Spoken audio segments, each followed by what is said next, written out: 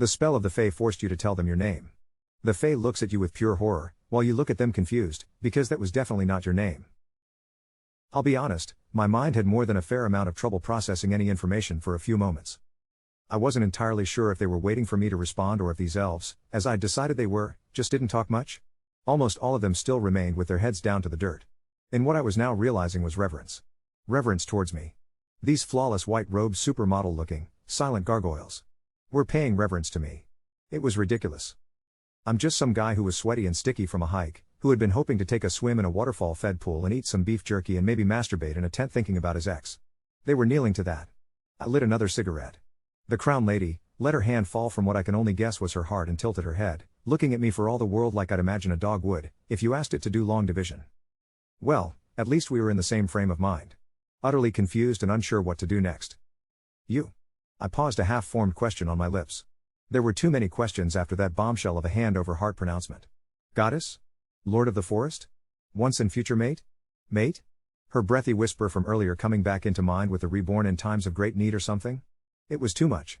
So I said fuck it and rolled with it. You guys don't have to keep kneeling on my account. I'm just some guy.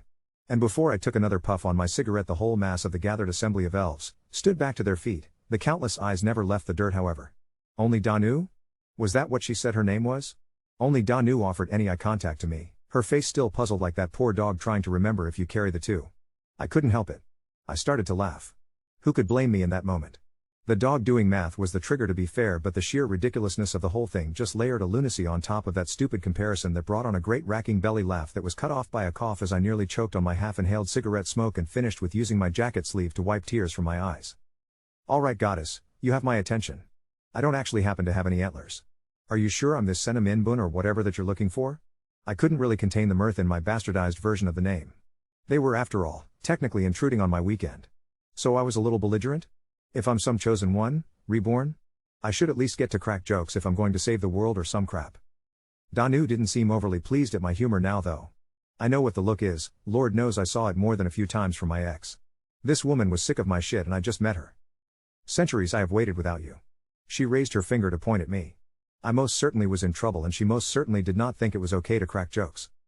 I have watched the forests grow dim and the waters run foul with a touch of mankind. Her voice went from a silken whisper to steel-reinforced concrete, raising it for every single onlooker to hear her. Fuck, I mumbled. And you returned to me after so long a wait, without knowing me? Her hands went to her hips. I hadn't noticed those hips under her big dress thing. Robe. It's a robe. I've seen robes before. Well, in pictures I've seen robes. Like an all-white version of Jesus at the Last Supper or something. I caught myself. This woman was full-on yelling at me and I was getting distracted by the shape of her hips. I closed my eyes for a second to refocus and opened them as she started to walk slowly towards me. Her robes never left the ground but never getting dirty as she moved closer. She raised her arms out, gathering the attention of everyone above and around us. She really had a flair for public speaking, I couldn't help but notice. No mortal would dare speak in such a manner. Even the kings of old would not be so crass in our presence. It is he, even if he does not know himself. Her eyes seemed to bore into me then, as if in challenge.